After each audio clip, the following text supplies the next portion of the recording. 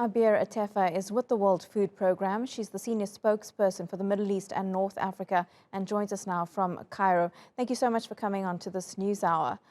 When we watch that report, it's really frightening to think that so many vulnerable people, especially children, are now even more at risk. How soon are we going to see the impact of that reduced funding, or is that impact already being felt? We're already feeling the impact of reduced funding across the emergencies and the operations that the World Food Programme is covering in the Middle East and North Africa, and let alone around the world.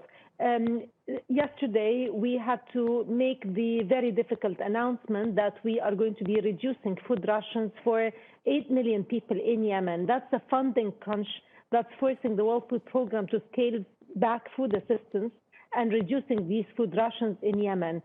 These cuts could not come at a worse time for the 13 million people who benefit from WFP food assistance, and they are dependent on that as the situation is getting worse by the day in Yemen. But that's the story of every operation for the World Food Programme in this region, where competition over limited resources and increasing needs. And the reality is that donor countries have given quite a lot in 2021, but still the needs are increasing at a staggering level. Why are the needs going so much? I mean, you say that the donor countries have given quite a lot, but what are some of the factors that are leading to more people needing aid from the UN? It's a complex situation that we've started to experience since the beginning of COVID-19, and now we had economic downturns, the impact and the aftermath of the lockdowns that happened in so many countries, man-made conflicts in this region, climate change, and the worsening conditions that are facing many countries that are already in a very precarious situation. Syria is facing a very difficult year in terms of drought.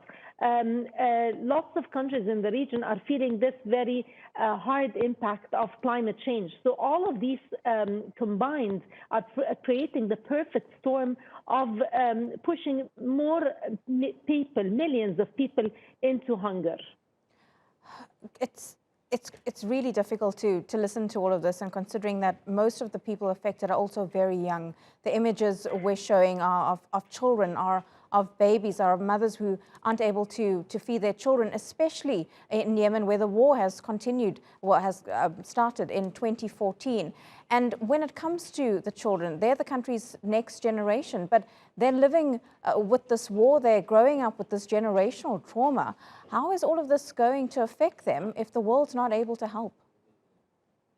Well, the causes of the hunger crisis in Yemen are complex, but the impact on the Yemenis is very clear, and especially the millions and millions of children. We have 2.3 million children at the risk of severe malnutrition. The impact, of course, on the young generation of Yemenis is quite grim, because the reality is that the children need to receive nutrition at a certain time, and no matter what you do after that specific time, they have been stunted, malnourished, and the development will be extremely difficult, their physical and personal development.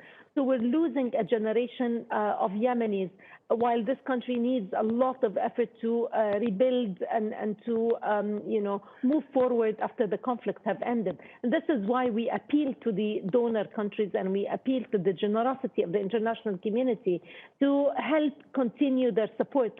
We know and we recognize that they have given so much actually in 2021, but the needs are just growing at a rapid pace that is not matched by these resources. And hopefully that appeal will be heard, the billions needed to help those affected. Abeer Etefa, thank you so much for your time.